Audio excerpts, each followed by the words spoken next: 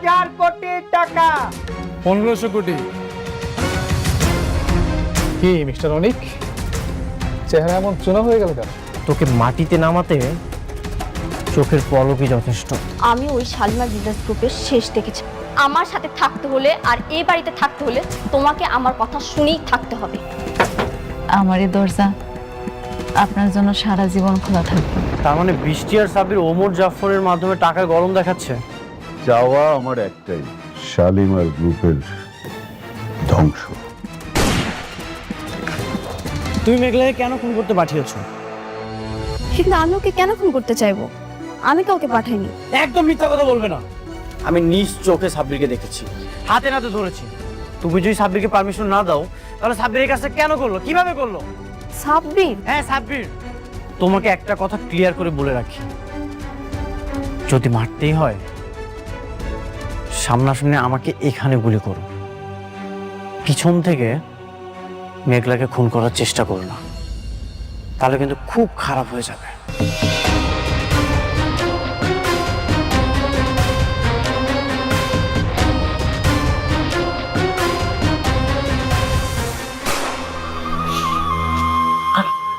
এক ইঞ্চি আর একটা ইঞ্চি হলো না, আমার মাথার ঘেরুটা একদম বের হয়ে যেত।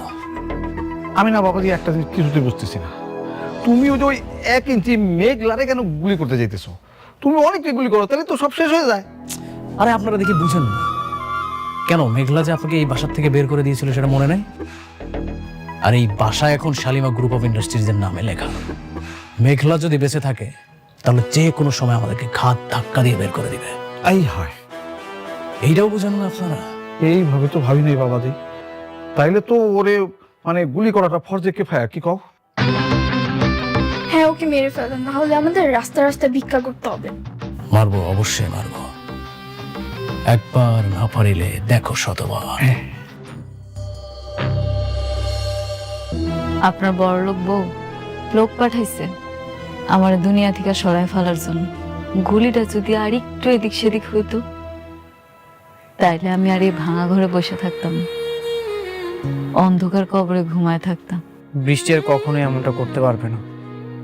ওকে আমি স্পষ্ট করে বলে এসেছি, ওর যদি ন্যূনতম জ্ঞান থাকে এই ভুলটা আর কখনোই করবে না। বৃষ্টি আমার এত ঘৃণা করে কেন বলতে পারবেন? আমি ওর কি ক্ষতি করছি? যেদিন আমি দেখলাম বৃষ্টি আপনার দ্বিতীয় স্ত্রী, সেদিন চাইলে কিন্তু আমি সবকিছু বলতে পারতাম। আমি কিচ্ছু বলি নাই, আমার বুকের ভিতর পাথর দিয়া সব সহ্য করে নিছি। আপনারা আমার কাছ থেকে কায়রা নিছি।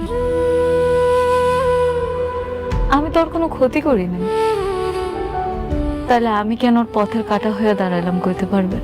দুনিয়ায় সব মানুষ তো আর এক হয় না। কারো মনে থাকে ভালোবাসা আর কারো মনে থাকে জেদ আর অহংকার।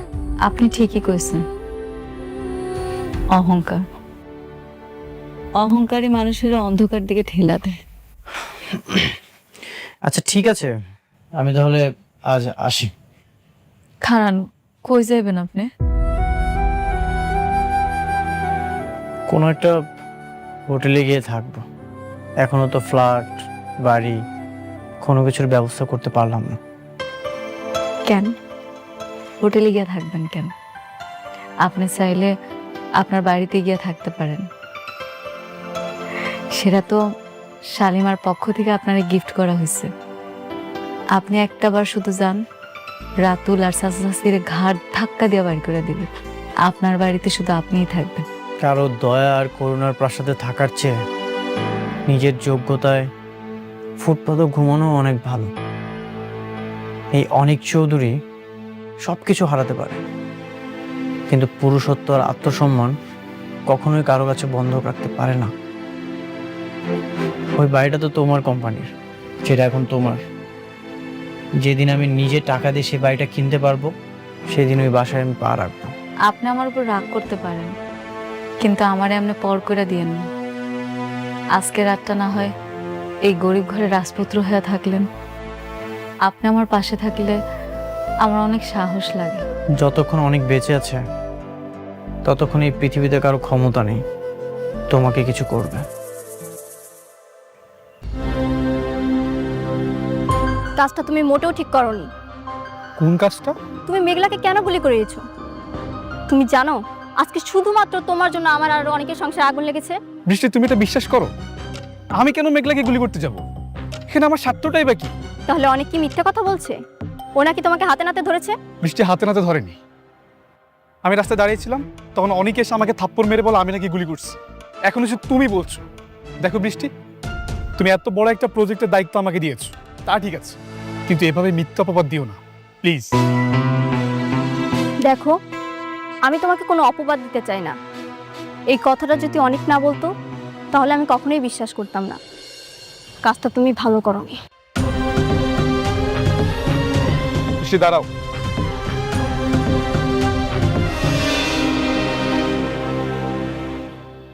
এই পৃথিবীতে সবচেয়ে বেশি ভালোবাসি আমি তোমাকে। আমি আমার নিজেকে যতটা না গুরুত্ব দেই, তার চাইতে বেশি গুরুত্ব আমি তোমাকে দিই।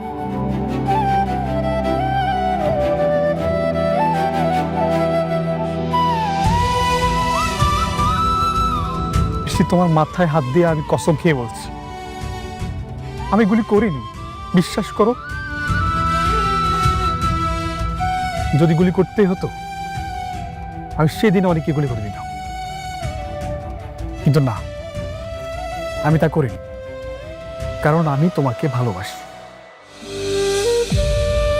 তোমার মধ্যে আমি আমার সুখ খুঁজে পাই। দেখো, তোমাকে পাবো না যেন সেই প্রথম দিনের মতো আমি তোমাকে এখনো ভালোবাসি। ঠিক আছে, আমি এই বিষয়টা নিয়ে আবার অনেকের সঙ্গে কথা বলবো, তুমি কিছু মনে করো না। আচ্ছা ঠিক আছে, আমি চলে যাচ্ছি। দাঁড়াও, আমিও বের হব। ওমর জাফরের সঙ্গে একটা নতুন প্রজেক্টের ফ্লট দেখতে যেতে হবে। চল। ঠিক আছে, চল।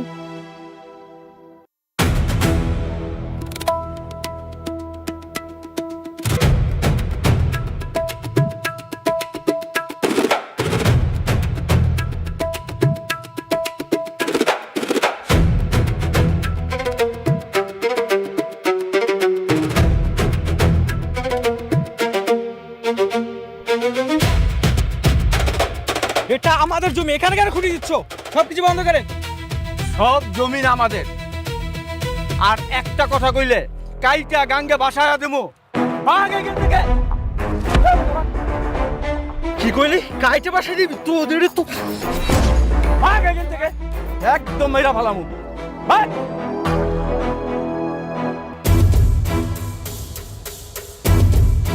হ্যালো অনিক স্যার,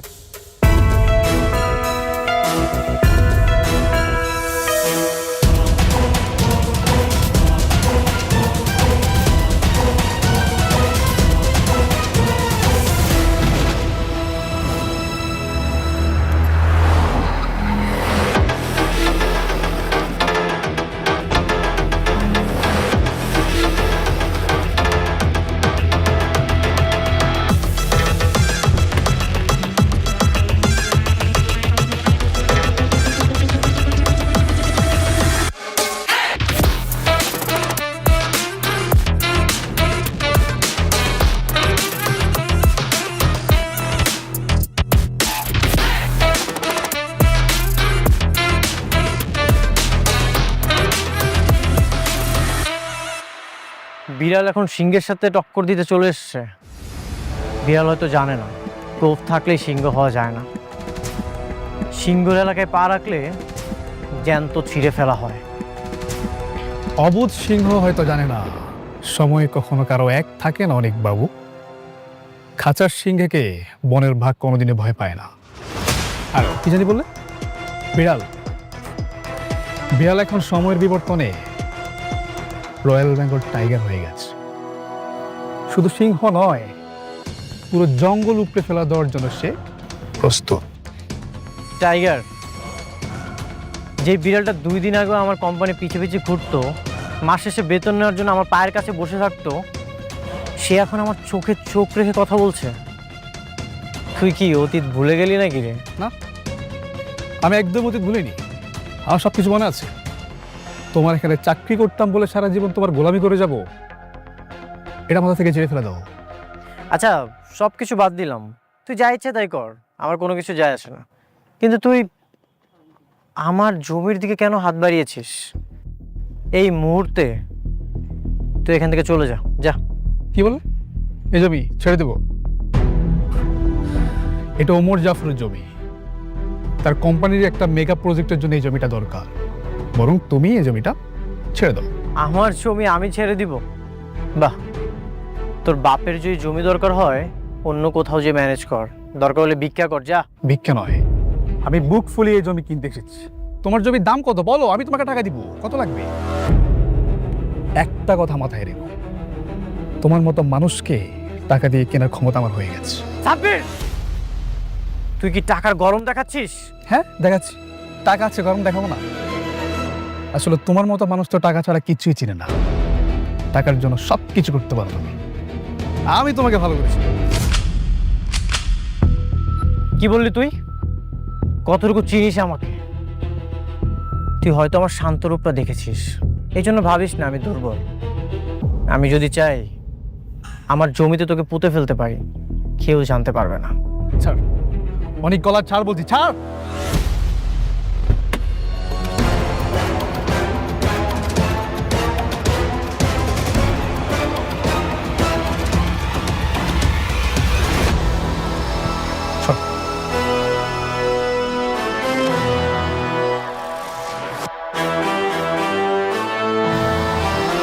ছাড় বলছি।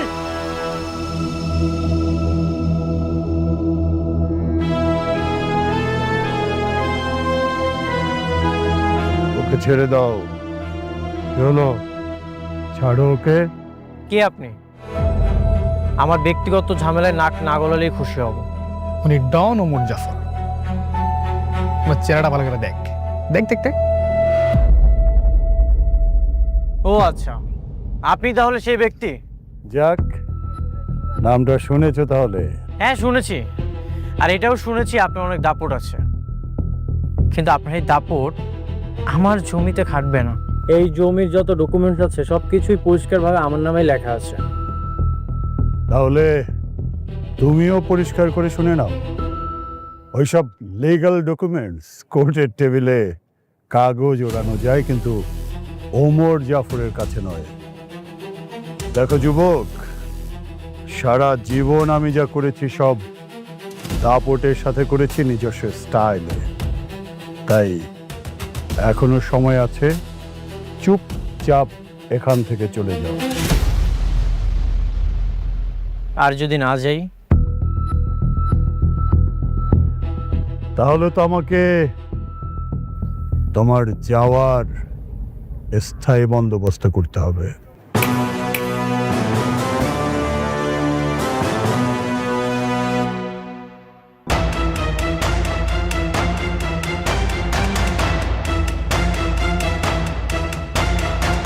এখনো সময় আছে, চুপচাপ এখান থেকে চলে যাও।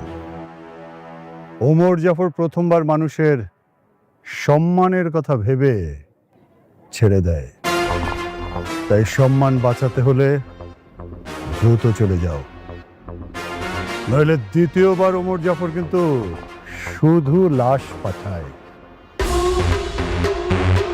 লাশ ফেরত পাঠায়। Got it?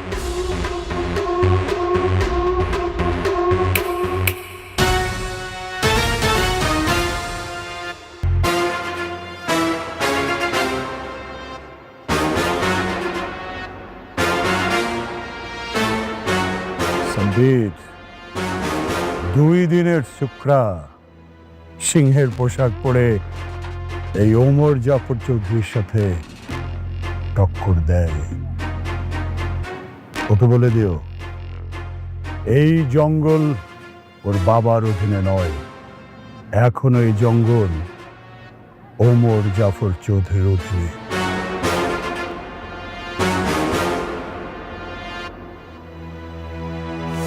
এই যান যান, আপনার কাজ করেন, যান।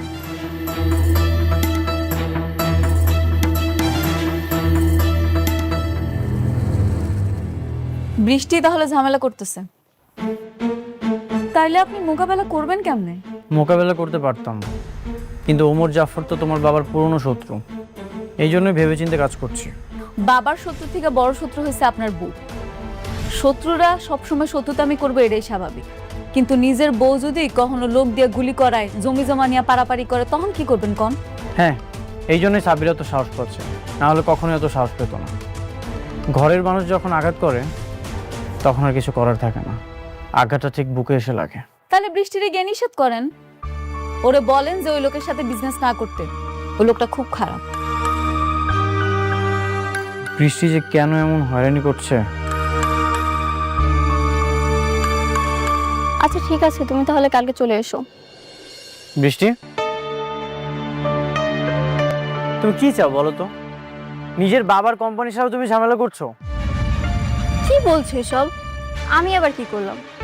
একদিন বলো মেঘলাকে গুলি করিয়েছি, আবার বলছো ঝামেলা করছি। কেন বলছো এসব বলো তো? কি করছো তুমি কিছুই বুঝতে পারছো না? তোমার প্রশ্রয়ে সাব্বির আমাদের জমিটা দখল করেছে। কি চাও তুমি বলো? টাকা পয়সা, ধন সম্পদ? দেখো, এসব ধন সম্পত্তির প্রতি আমার মোটেও লোভ নেই। আমি তোমাকে ভালোবাসি, আমি শুধুই তোমাকে চাই। এই পর্যন্ত আমি যা যা করেছি শুধুমাত্র তোমাকে পাওয়ার জন্য। তাই বলে মেঘলাকে গুলি করিয়ে তুমি আমাকে পেতে চাও? সাব্বির আর ওমর জাফর আমাকেও হত্যার হুমকি দিয়েছে। এইসব করিয়ে তুমি আমাকে পেতে চাও? সাব্বির আর ওমর জাফর কেন হত্যার হুমকি দিবে? সেটা তুমি তাদেরকে যে জিজ্ঞাসা করো, কেন হত্যার হুমকি দিবে, তাই না? তুমি যদি এসব না বলো তাহলে তাহলে কেন করেছে? আমি তো বলিনি। এই মুখে আর কত মিথ্যা বলবা? এই মুখে না মিথ্যা মানায় না। মাঝে মাঝে দু একটা সত্যও তো বলতে পারো।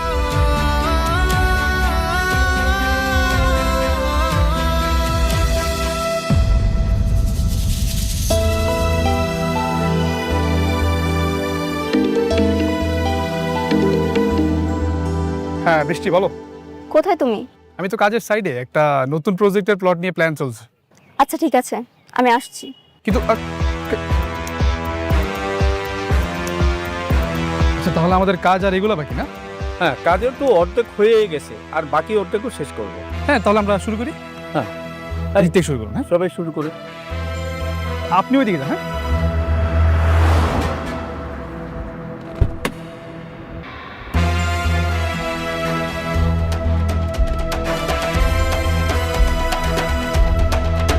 আসো আসো।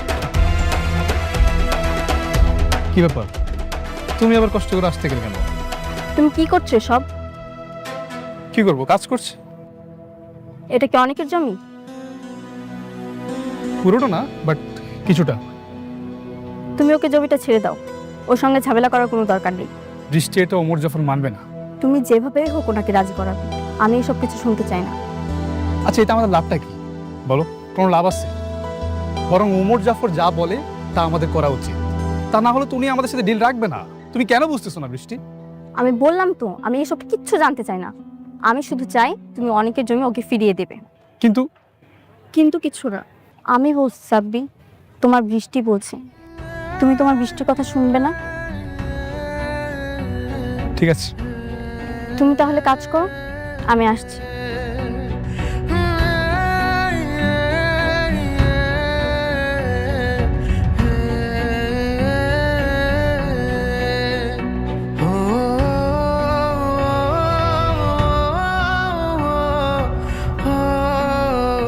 আমার বৃষ্টি বলছে জমি তো ছেড়ে দিতেই হবে।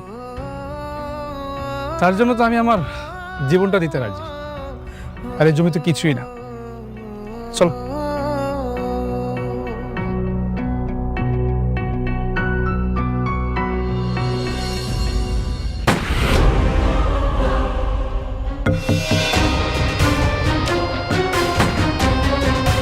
Shit.